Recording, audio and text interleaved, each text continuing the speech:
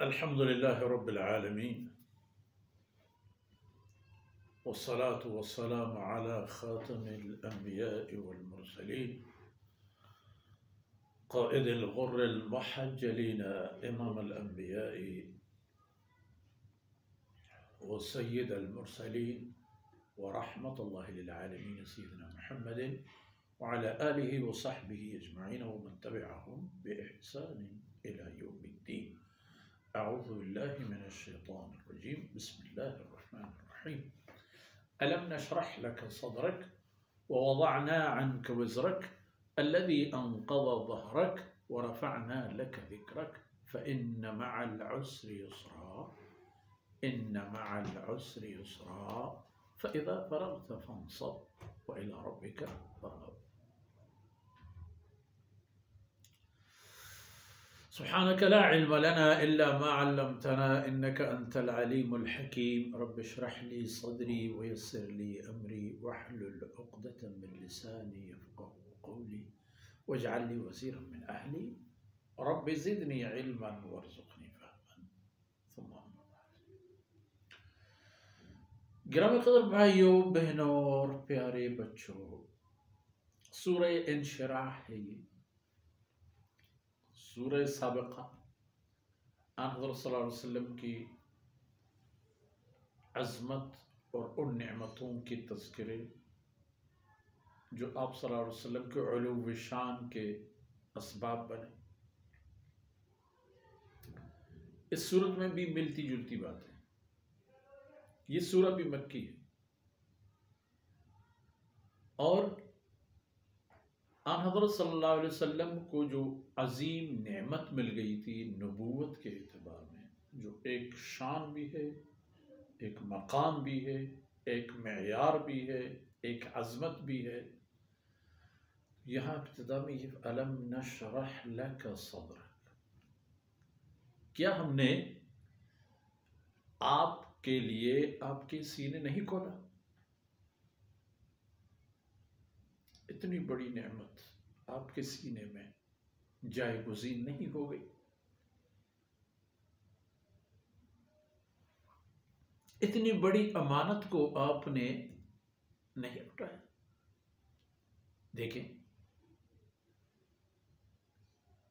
کہ اللہ رب العزت نے آپ کو اتنا قابل بنا دیا، پوری انسانیت کو آپ نے اپنا ہدف بنایا، سب کے غم کو اپنے دل و دماغ میں جگہ دے دی، سب کا بھلا سوچا.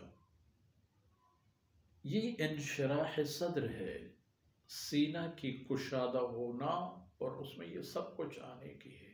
مہربان تھے دوستوں پر بھی دشمنوں پر بھی، کبھی کسی سے انتقام نہیں لیا ذاتی طور پر. اور روایتوں میں ہے جہاں اللہ کی باتیں تھوڑی جاتی تھی تو آپ اتنے غصے ہوتے کہ جب تک کہ انتقام نہ لیتے نہ بیٹھتے. اپنی ذات کے لیے کبھی کسی سے انتقام نہیں لی اور ناراض بھی نہیں. امت کو فرمایا گیا وَلَكُمْ فِي رَسُولِ اللَّهِ أُسْوَةٌ، تم لوگوں کے لیے طرز زندگی کا بہترین نمونہ رسول ہے صلی اللہ علیہ وسلم. أَلَمْ نَشْرَحْ لَكَ صَدْرَكَ، یہ دیکھو وَوَضَعْنَا عَنْكَ وِزْرَكَ، اور آپ پر جو بوجھ تھا اس کو بھی ہم نے ہلکا کر دیا، اتار دیا آپ کے کندھوں سے.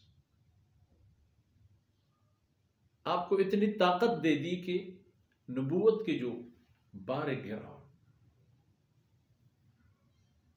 پہلی ٹکر عداوت پر شروع ہو گئی، پہلی بات سے گھر کے اندر دشمن پیدا ہو گئے، مگر وضعنا عنک وزرک،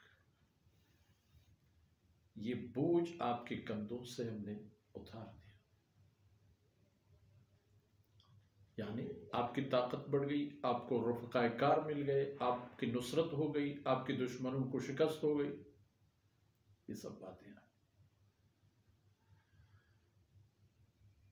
الذی انقض ظہرک، اور یہ بوجھ اتنا بھاری تھا کہ یہ آپ کے پشت اور کمر کو توڑ دینے کی بھی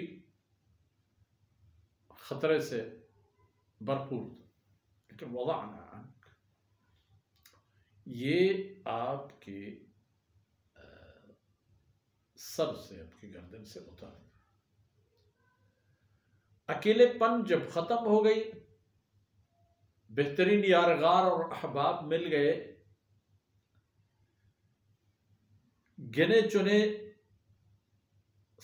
مہاجرین اولین میں سے دیکھیں،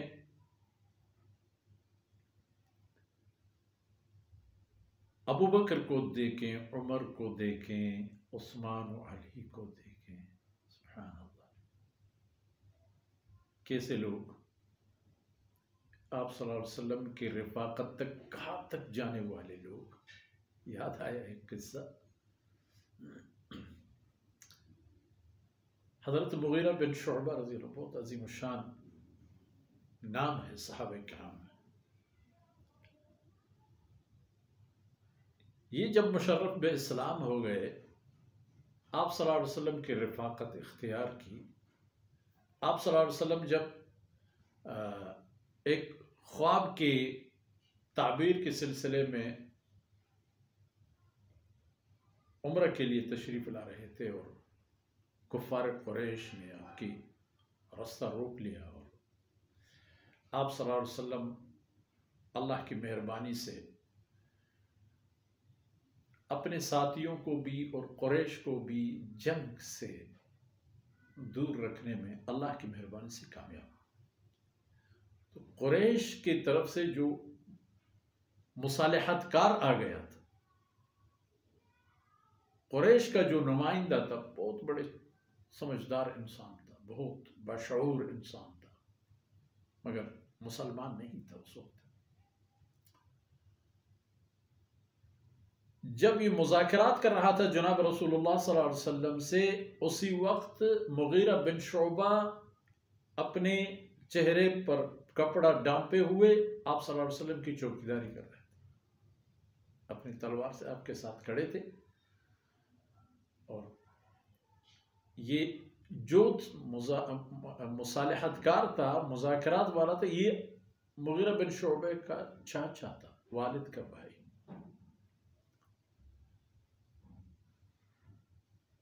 اور باتوں باتوں پر یہ آن حضرت صلی اللہ علیہ وسلم کی ریش مبارک پر ہاتھ رکھتے تھے، یعنی بطور منت سماجت، یہ عرف عام ہے داڑھی پر ہاتھ لگانا۔ 2 بار 3 بار جب اس نے کیا تو مغیرہ بن شعبہ نے اپنے تلوار کے نوک سے اس کا ہاتھ ہٹا دیا، کہ ہٹا دو اپنے ہاتھ،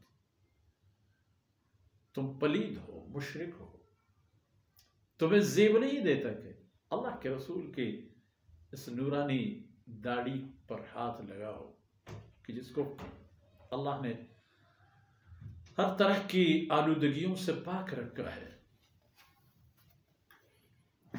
مغیرہ بن شعبہ حیران، مغیرہ بن شعبہ رضی اللہ عنہ کے چاچا حیران تھے کہ یہ کون ہے، پہچان نہیں رہے تھے، وہ اپنا تعارف بھی نہیں کر رہا تھا۔ پھر اس نے پوچھ لی کہ بھئی یہ کون ہے؟ انہوں نے کہا کہ یہ تو آپ کا بھتیجا ہے مغیرہ۔ یہ غصہ ہو گیا کہ مغیرہ تم؟ بس اس نے کہا چاچا وہ دور ختم ہو گیا، میں تمہارا کچھ نہیں ہوں۔ یہ ہے وَوَضَعْنَا عَنْكَ وِزْرَكَ الَّذِي أَنْقَضَ ظَهْرَكَ اور وَرَفَعْنَا لَكَ ذِكْرَكَ۔ یہ بھی دیکھ لینا کہ تمہارا نام اتنا بلند ہو گیا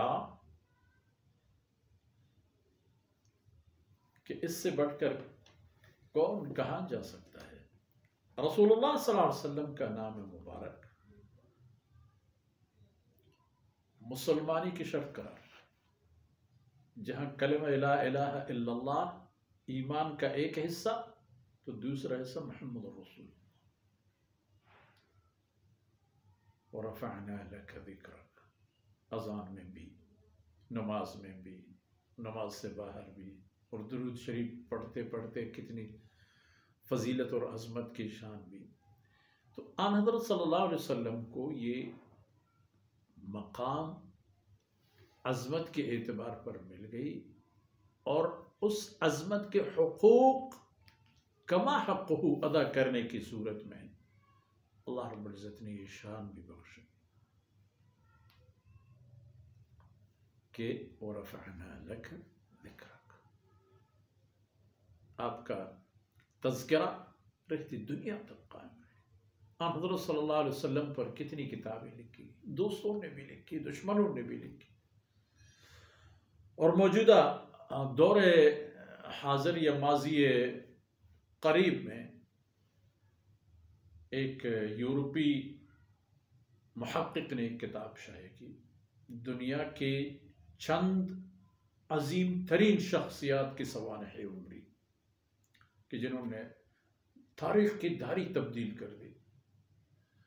ان ناموں میں سب سے پہلا نام محمد رسول اللہ کا لکھا، اور افتتاحی تقریب میں اس نے کہا میں خود عیسائی ہوں لیکن پہلا نام محمد کا لکھ رہا ہوں، اس لیے کہ مجھے یقین ہے اس بات پر کہ اگر محمد صلی اللہ علیہ وسلم ہر لحاظ پر سچے اور برحق نہ ہوتے تو اتنی صدیوں کے بعد بھی اس کے نام پر مٹنے والے کون سے آتے؟ غلط بات اتنی دیر تک نہیں چل سکتی، نہیں پھیل سکتی، کہیں نہ کہیں دم توڑ دیتی ہے۔ محمد رسول اللہ صلی اللہ علیہ وسلم کی صداقت ہے کہ دنیا دن بدن ان کے نام لیوا ہوتی جا رہی ہے۔ بقیہ باتیں انشاءاللہ آئندہ نشست میں، آج کی باتیں یہیں پر، اور اللہ رب العزت کی بارگاہ سے دعا ہے کہ یہ لمحات میرے اور آپ کے لیے اور ہمارے آباء و اجداد کے لیے، ہمارے اساتذہ کرام کے لیے، ہمارے ان عزیز دوستوں کے لیے جو اپنی رفاقت اور خدمت کے ذریعے سے اس سلسلے کو آگے بڑھاتے ہیں، اللہ سب کی طرف سے قبول فرمائے۔ وصلی اللہ علیہ نبینا محمد وعلی آلہ وصحبہ اجمعین۔